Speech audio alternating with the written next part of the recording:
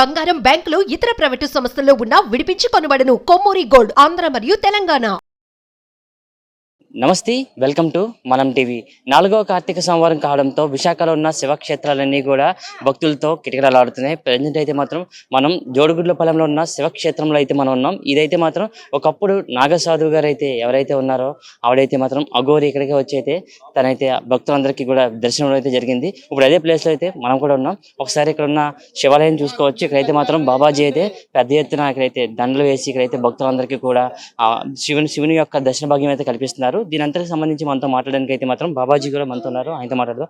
Sir చెప్పండి బాబాజీ గారు, ఈరోజు విశిష్టత ఏంటి? ఓం నమ శివాయ, ఓం పార్వతీ పరమేశ్వరాయ నమః. ఈరోజు కార్తీక మాసంలో ఆఖరి సోమవారం అంటారు. అందుకు మన భారతీయ సనాతన సాంప్రదాయంలో పండగలకి ప్రాధాన్యత ఉంది. పండగలు అంటే కేవలం ఏదో ఇతరులు అనుకుంటున్నట్టు ఏవో వంటకాలు వండుకొని చక్కగా తయారయ్యి గుళ్ళకి వెళ్ళడం కాదు.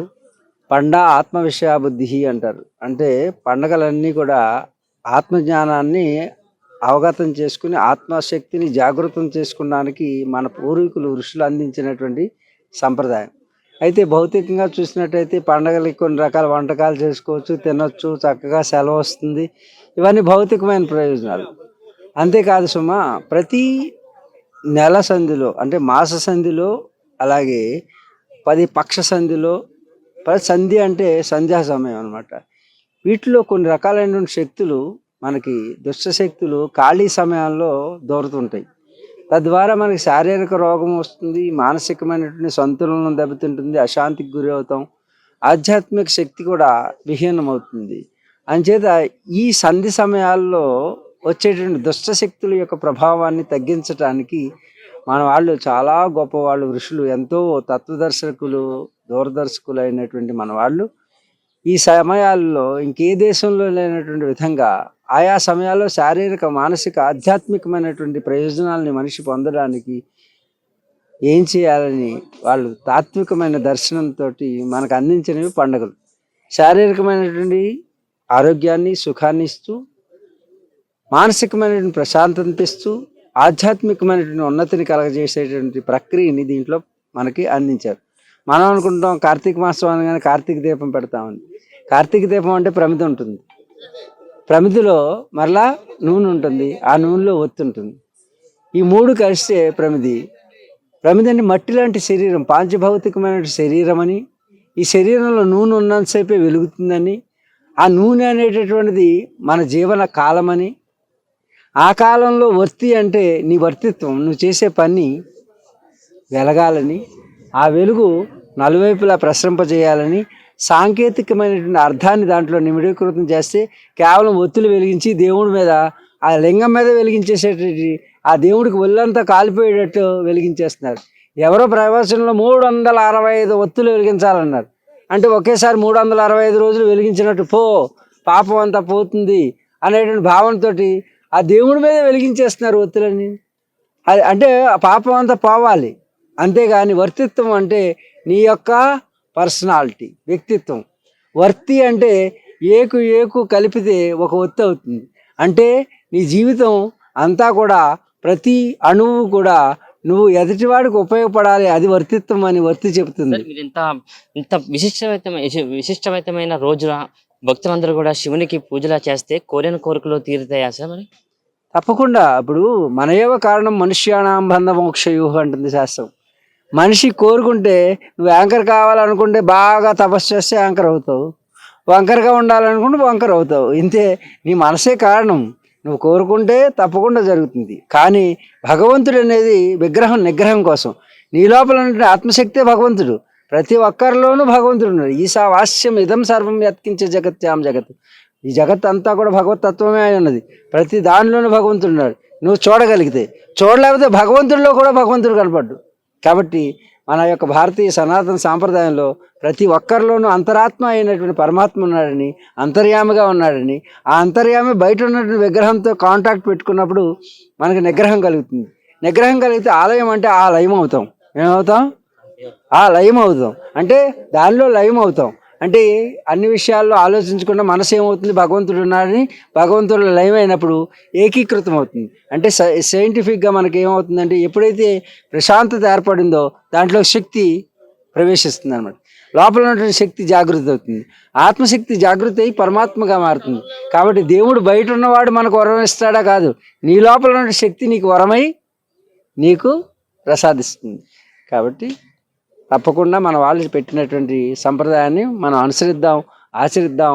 యువత అంతా మీరు అందరూ కూడా రేపు భవిష్యత్తు మీది, మేము వెళ్ళిపోయేవాళ్ళం, మేము పోతుంటాం, మీరు వస్తున్నారు. కాబట్టి ఈ దేశం, ఈ ప్రపంచం మీది. ప్రతి ఒక్కరు కూడా భారతీయ సనాతన సాంప్రదాయానికి వారసులు కండి, దాని గురించి తెలుసుకోండి. మీరే భవిత యువత ఈ ప్రపంచానికి. సార్, మొన్నటి వరకు మనకి సోషల్ మీడియాలో ఒక లేడీ అఘోరి కోసం మనకి ఒక వార్తలు కూడా బాగా సెన్సేషనల్గా మారింది. తను కూడా ఇక్కడికి శివక్షేత్రానికి రావడం జరిగింది, వచ్చి కూడా మీరు చెప్పడం కూడా జరిగింది ఆవిడ కోసం, నా బిడ్డ అలిసిపోయి వచ్చాడు ఇక్కడ ఉంటారు అని చెప్పడం జరిగింది. ఇప్పుడు ఆవిడ చూస్తే సడన్గా మీసాలు గడ్డలతో కూడా కనిపించి అందరికీ కూడా షాకింగ్ గురి చేస్తుంది. ఆవిడ నెక్స్ట్ ప్లాన్ ఎలా ఉండబోతుంది సార్? నెక్స్ట్ ప్లాన్ కాదు, అది ముందు ప్లాన్. అది ముందే జరిగిన విషయాన్ని మీరు తర్వాత వేస్తున్నారు. అంటే బాహుబలి 1 ముందు చూపించి తర్వాత బాహుబలి 2 చూపిస్తే మీ మీడియా ఏం చేస్తుందంటే బాహుబలి 2ని ముందు చూపించి బాహుబలి 1ని తర్వాత చూపిస్తుంది అనమాట. మీరంతా కూడా చేయండి వ్యాపారం చేస్తున్నారు బాగానే. ఒక అఘోరి మీద కోట్ల వ్యాపారం జరుగుతుంది. ఇదిగో అఘోరికి ఫోన్ చేస్తున్నాను, ఆగండి, తన్నే అడగండి ఏం చేస్తుందో, ఎక్కడుందో. కాబట్టి నెక్స్ట్ మీసాలు గడ్డాలతో ఉన్నది. ఎందుకంటే మీసాలు గడ్డాలతో ఉన్నప్పుడు మీరు అది ముందు వచ్చినప్పుడు మీసాలు గడ్డాలు ఉన్నాయి. ఇది చెబుతున్న రహస్యం. మీసాలు గడ్డాలు ముందున్నది. ఆ ముందుంటే తన పాపం తెలియక హిమాలయాల నుంచి వస్తే ఇక్కడ జనాల్లోకి వస్తే ఎలా ఉంటుందో ఒక్కోసారి రుచి చూసింది. ఏం చేశారు, మాయలు మంత్రాలు చేయడానికి ఎవడో ఎక్కడి నుంచో వచ్చేసాడు పరాయుడు అనుకుని అందరూ కంగారు పడ్డారు. అందుకని ఎందుకు కంగారు పడుతున్నారో తనకు అర్థం కాలేదు. తన పురుషుడని తెలిసింది అఘోర. నాకు అంగాలు అడ్డుగా నిలుస్తున్నాయి కాబట్టి అంగాన్ని మార్చి, అంటే జనవరి, ఫిబ్రవరి, మార్చి, జూన్ అనుకుంటా, జూన్లో ఇండోర్లో ఆ అంగాల్ని పరిత్యజించి ఈ లోకం కోసం, ఈ జనం కోసం, మీకోసం, మీ పిల్లల కోసం తను అంగాల్ని కట్ చేయించుకుని మళ్ళీ వెంటనే ఎవరు కూడా అలాంటి మేజర్ ఆపరేషన్ జరిగితే ప్రజల కోసం, సనాతన ధర్మం కోసం తాను వస్తే మీరు ఏదో అనుకుంటున్నారు అనుకోండి, ఏమనుకుంటారో అనుకోండి. మంచి చేసే మనిషి దొరకడం కష్టమైపోతున్న ఈ రోజుల్లో ప్రజలందరూ కూడా అర్థం చేసుకున్న ఈ సమయంలో అఘోరించేవాడు ఒకడు లేడు, కానీ ఎవడో అఘోరాయి వస్తే మేము ఎందుకు సపోర్ట్ ఇస్తున్నామంటే ఒక కాలానికి ఎవరో వస్తారు, వాళ్ళని కూడా పోగొట్టుకుంటే మనకు ఎవరు దిక్కుండరు. కాబట్టి ప్రతి ఒక్కరు ఆలోచించండి. తప్పు ఉంటే మీతో పాటు నేను కూడా క్షమించను, తప్పు జరగదు. ఎందుకంటే అన్నిటినీ వదులుకుని వచ్చినటువంటి వాళ్ళు, మీకోసం వచ్చిన వాళ్ళు, విలువలతో ఉన్నవాళ్ళు, ఒలువులు లేకపోయినా పర్వాలేదు, ఒలువులు వేసుకుని విలువ లేకుండా ఉన్నటువంటి ఈ సమాజం మీరు అందరూ కూడా సిగ్గుపడాలి.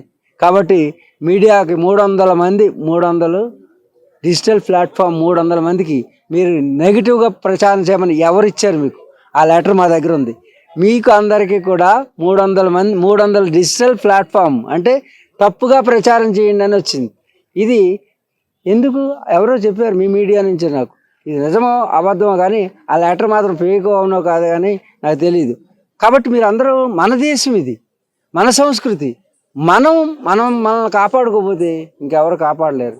కాబట్టి ప్రతి ఒక్కరూ దయచేసి అర్థం చేసుకోండి.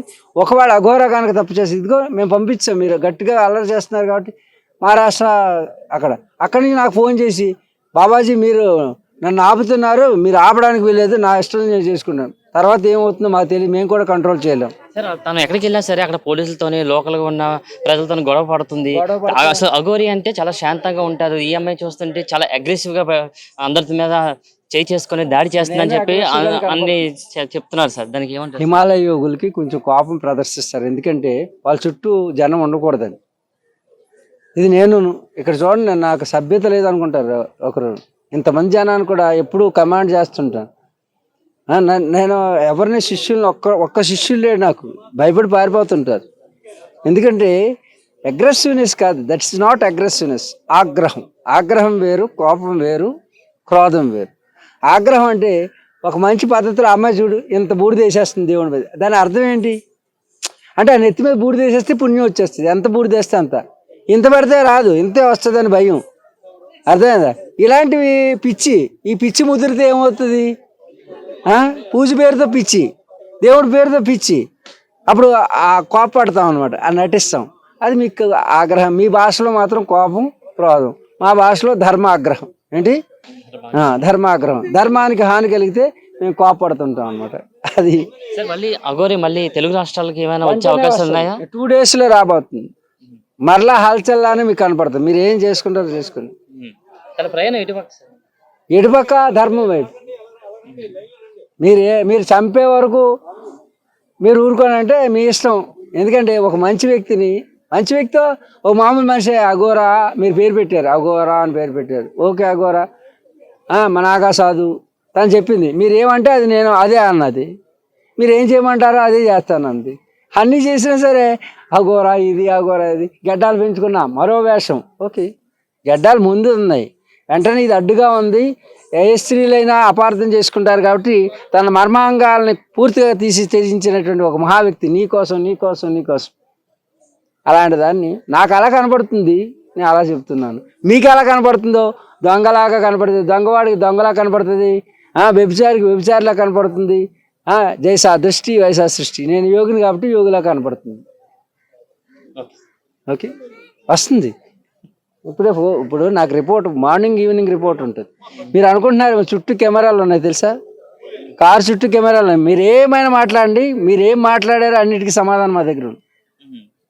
ప్రతిదీ మీరు ఏమేమి ప్రచారం చేశారో అన్నిటికీ కూడా మీ ప్రతి మూమెంట్కి కూడా ప్రతి మూమెంట్ మీరు ఏం మాట్లాడారు ఇప్పుడు అన్నిటికీ అది చూడు, కెమెరాలు చూడు, చూసా? ప్రతి డిగ్రీ ప్రతిదీ కూడా రికార్డ్ అవుతుంటాయి. మేము ఎప్పుడు కూడా అంత తేలిగ్గా, ఇప్పుడు మీడియాలు ఎంత చురుగ్గా ఉన్నాయో మాకు తెలుసు. మీకంటే చురుగ్గా ఉంటాం మేము. We are conscious people. హిమాలయాల్లో కూడా ప్రతి నిమిషం కూడా ఏ ఆడపిల్ల వచ్చి మమ్మల్ని ఏమంటుంది అని ముందే కెమెరాలు 40 కెమెరాలు ఉంటాయి మాకు. ఏదో ఆరోపణ చేయొచ్చు, మీరు టీవీలు పేలిపోతాయి అంతే. స్వామీజీ అమ్మాయి మీద చేసాడు అంటారు. అర్థం? మన నాగసాధు అఘోరి మళ్ళీ విశాఖపట్నం వచ్చి మళ్ళీ మీ దగ్గరికి వచ్చి ఇక్కడ ప్రజలందరికీ దర్శనం ఇచ్చే అవకాశాలు ఉన్నాయి సార్? ఎప్పుడు కావాలంటే అప్పుడు వస్తారయ్యా, ఎప్పుడు కావాలంటే అప్పుడు వస్తారు. నేను చూడు, ఇప్పుడు సాయంత్రం అభిషేకం కాశీలో చేస్తాను. ఇప్పుడు ఈ క్షణంలో నీకు ఇంటర్వ్యూ ఇస్తున్నాను, సాయంత్రం ఇంటర్వ్యూ అక్కడ ఇస్తాను, అఘోరాలతో ఇస్తాను. సాయంత్రం కాశీలో 7 గంటలకి మళ్ళీ పెద్ద సభ రేపు మాట్లాడతాను. అక్కడి నుంచి నేను హిమాలయాల్లో ఉంటాను. ఏదో పెద్ద మీకంటే అది పెద్ద ఇది, మాకేమి అన్ని చోట్ల ఉంటాం. అర్థమవుతుందా? వస్తుంది కావాలంటే. ఇది ఇప్పుడు అంటే డ్రైవింగ్లో ఉన్నట్టుంది, అందుకే లేకపోతే ఎత్తపోతే మీ ఎదురుగానే. అంచేత మీరు అనుకున్నట్టు అనుకోండి, ఏమనుకుంటారు అనుకోండి. రూపం మార్చలా, ముందు రూపం అది, తర్వాత రూపం ఇది. ఈరోజు రివీల్ చేస్తాను కావచ్చు. జూన్ అంటే May, June, July, I think July certificate చూపిస్తాను మీకు. ఏ సర్టిఫికెట్? ఆ రోజు ఎవరో అక్కడ ఉన్నటువంటి వాళ్ళు అన్నారు, ఏంటి అమ్మాయిలతో వచ్చేస్తున్నాం, ఇలా వచ్చేస్తున్నాం అని అంటే, అయితే అంగం కట్ చేసుకుని వస్తానని చెప్పి ఆ స్త్రీ అయిపోయాడు. అర్థమైంది? వితిన్ 3 months అయింది. మీకు సర్టిఫికెట్ కూడా పంపిస్తాను, మీడియా కావాలంటే రుజువులు సాక్ష్యాలు అన్నీ పంపిస్తాను. ఇదే ఇక్కడ పరిస్థితి. మనం చూసుకున్నట్టయితే మాత్రం ఏదైతే ఇక్కడ ఈ రోజు అయితే విశిష్టమైన రోజునైతే మాత్రం శివునికి పూజ చేస్తే మన కోరికలు అయితే తీరితే ప్రతి ఒక్కరు కూడా శివారాధన చేయాలని అయితే మాత్రం ఇక్కడ ఉన్న బాబాజీ కూడా చెప్పడం జరుగుతుంది. అదే విధంగా అయితే ఎవరైతే ఉన్నారో ఆ నాగసాధు అఘోరి అయితే మాత్రం తనైతే గేసాల గడ్డలు పెంచలేదు. అది పాత ఫోటోలని ఇప్పుడు తీసుకొచ్చి మార్పింగ్ చేసి అది ఇప్పుడు ఫోటోలుగా అయితే మాత్రం చిత్రీకరిస్తున్నారు. ఇదైతే మాత్రం సరైన పద్ధతి కాదు. ఎవరైనా ఇలా చేసే వాళ్ళందరినీ కూడా మేమైతే మాత్రం కఠినంగా శిక్షలు తీసుకునే విధంగా అయితే మాత్రం మేము చర్యలు తీసుకుంటాం అయితే మాత్రం ఇక్కడ ఉన్న స్వామీజీ అయితే చెప్పడం జరుగుతుంది. కెమెరా పర్సన్ శేఖర్తో ప్రశాంత్, మనం టీవీ, విశాఖపట్నం.